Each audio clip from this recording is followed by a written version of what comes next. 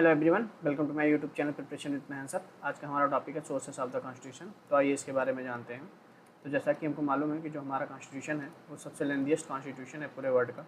ठीक है, तो हमारे कॉन्स्टिट्यूशन मेकर्स ने वेरियस जो फीचर्स हैं, ठीक है, उसको बोरो किया है। क्या किया है? बोरो किया है। किससे बोरो किया है? डिफरेंट सोर्सेज से। ठीक है, डिफरेंट सोर्सेज से।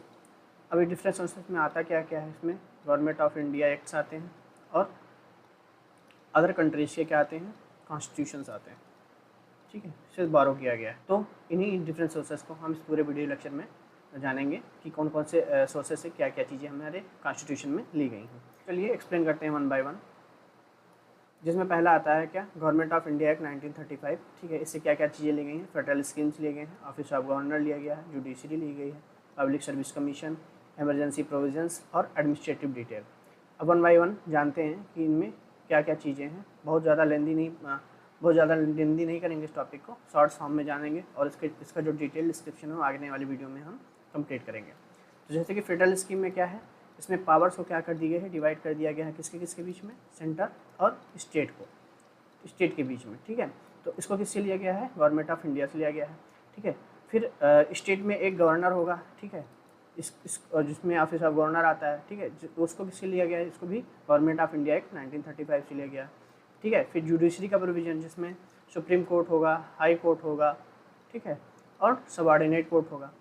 उसी प्रकार से पब्लिक सर्विस कमीशन को जिसमें यूपीएससी और स्टेट पीएससी। ठीक है, फिर उसी प्रकार से इमरजेंसी प्रोविजंस। ठीक है, जिसमें क्या है? फाइनेंशियल इमरजेंसी, ठीक, स्टेट इमरजेंसी और नेशनल इमरजेंसी। ये ठीक है, नेशनल इमरजेंसी और फिर कुछ एडमिनिस्ट्रेटिव डिटेल्स। ये सारी चीज़ें किससे ली गई हैं? गवर्नमेंट ऑफ इंडिया एक्ट 1935 से ली गई। अब आते हैं हमारे नेक्स्ट सोर्स पे, जो है क्या? British constitution. आइए जानते हैं ब्रिटिश कॉन्स्टिट्यूशन से क्या क्या चीज़ें ली गई हैं। इसमें पार्लियामेंट्री फॉर्म ऑफ गवर्नमेंट लिया गया है, रूल ऑफ लॉ लिया गया है, legislative procedures, single citizenship, cabinet system, prerogative rights और पार्लियामेंट्री प्रिविलेज और बाइकैमरलिज्म। ठीक है, ये सारी चीज़ें किससे ली गई हैं? ब्रिटिश कॉन्स्टिट्यूशन से ली गई हैं। पार्लियामेंट्री फॉर्म ऑफ गवर्नमेंट क्या है? इसमें बताया गया है कि एक डेमोक्रेटिक सिस्टम है जिसमें जो कि एग्जीक्यूटिव है, ठीक है, वो अकाउंटेबल है किसके लिए? पार्लियामेंट के लिए। ठीक, उसी प्रकार रूल ऑफ लॉ के बारे में बताया गया है कि जितने भी एंटिटीज़ हैं वो अकाउंटेबल है किसके लिए? लॉ के लिए। ठीक है, अब आइए जानते हैं लेजिस्लेटिव प्रोसीजर में क्या है। तो इसमें बताया गया है इंट्रोडक्शन ऑफ बिल, रीडिंग, ठीक है, पास होना और एसेंट लेना। ठीक है, ये सारी चीज़ लेजिस्लेटिव प्रोसीजर में बताया गया है। ऐसे सिंगल सिटीजनशिप के बारे में बताया गया है कि सिर्फ एक सिटीजनशिप होगी कंट्री की, ठीक है, ना कि स्टेट की। ठीक है, कि कंट्री के अलग सिटीजनशिप हो और स्टेट की अलग सिटीजनशिप हो, जैसे कि अमेरिका में है, वैसा नहीं होगा। हमारे यहाँ सिर्फ क्या होगी? एक सिटीजनशिप होगी। फिर उसके कैबिनेट सिस्टम बताया गया है। कुछ ग्रुप ऑफ मिनिस्टर्स हैं हाई लेवल के जो क्या एडवाइस करते हैं किसको? हेड ऑफ द स्टेट को। ठीक है, इसी प्रकार प्रेरोगेटिव राइट्स में बताया गया है कि कोर्ट्स इन्फोर्स करेगी राइट्स को और इंश्योर करेगी अकाउंटेबिलिटी किसकी? पब्लिक इंस्टीट्यूशंस की। उसी प्रकार पार्लियामेंट्री प्रोविजन बताया गया है, कुछ स्पेशल राइट्स दिए जाएंगे और कुछ इम्यूनिटीज दिए जाएंगे लेजिस्लेटर को।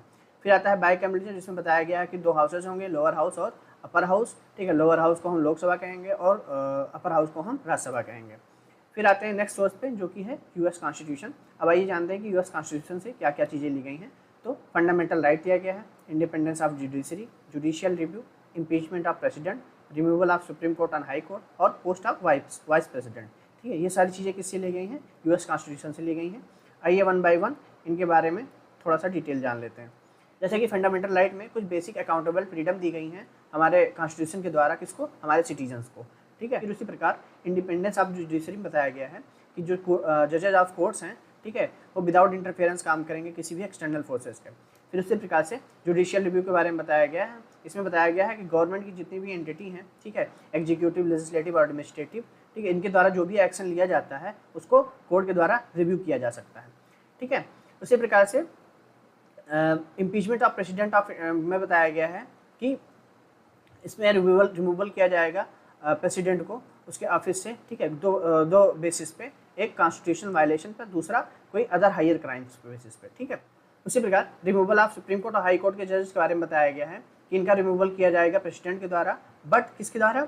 एक सिंपल इम्पीचमेंट प्रोसेस के द्वारा, जो कि लेजिस्लेशन में जो कि पार्लियामेंट में किया जाएगा। ठीक है, फिर आता है post of the vice president, जो वाइस प्रेसिडेंट की पोस्ट है, ठीक है, सेंट्रल लेवल पर, वो भी यूएस कॉन्स्टिट्यूशन से लिया गया है। तो इतनी चीज़ें किससे ली गई हैं? यूएस कॉन्स्टिट्यूशन से। फिर आते हैं हमारे नेक्स्ट सोर्स पे, जो है कि आयरिश कॉन्स्टिट्यूशन। ठीक है, अब आइए जानते हैं इससे क्या क्या लिया गया है। Directive principle of state policy, जिसको हम DPSP के नाम से जानते हैं, nomination of member of Rajya Sabha, और method of election of president. ये सारी चीज़ें किससे ली गई हैं? ये सारी चीज़ें ली गई हैं आयरिश कॉन्स्टिट्यूशन से। ठीक है, जो कि आयरिश का नाम अब क्या हो गया है? आयरलैंड हो गया है। तो हमको ये याद रखना है कि आयरलैंड या आयरिश कॉन्स्टिट्यूशन, ठीक है, दोनों एक ही चीज़ है। फिर आता है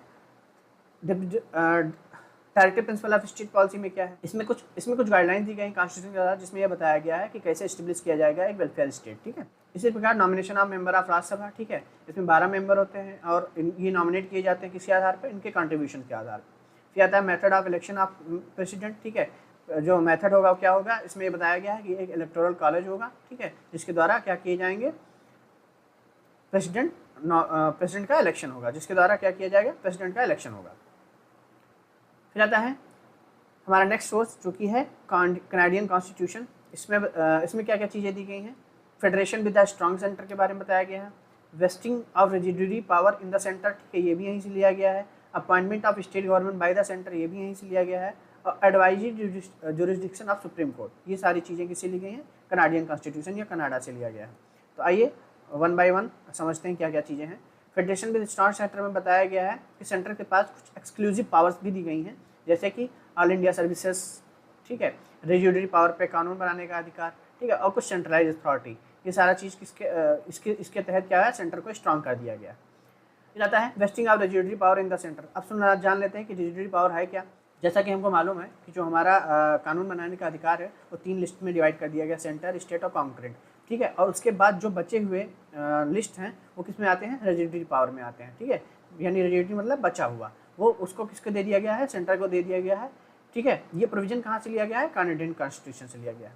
फिर appointment of state governor by the centre, ठीक है, सेंटर के द्वारा स्टेट गवर्नर को अपॉइंट किया जाएगा, ये कहाँ से लिया गया है? कनाडियन कॉन्स्टिट्यूशन से लिया गया है। ठीक, और जो ऑफिस ऑफ गवर्नर है वो गवर्नमेंट ऑफ इंडिया एक्ट 1935 से लिया गया है। ठीक है, तो याद रखना है, जब ऑफिस की बात आएगी तो गवर्नमेंट ऑफ इंडिया एक्ट 1935, और जब अपॉइंटमेंट की बात आएगी स्टेट गवर्नर की बाई सेंटर तो कनाडियन कॉन्स्टिट्यूशन से। फिर आता है advisory jurisdiction of supreme court, जो कि आर्टिकल 143 में बताया गया है, जिसमें बताया गया है कि प्रेसिडेंट क्या कर सकता है? एडवाइस ले सकता है सुप्रीम कोर्ट का। ठीक है, ये भी कहाँ से लिया गया है? कनाडियन कॉन्स्टिट्यूशन से लिया गया है।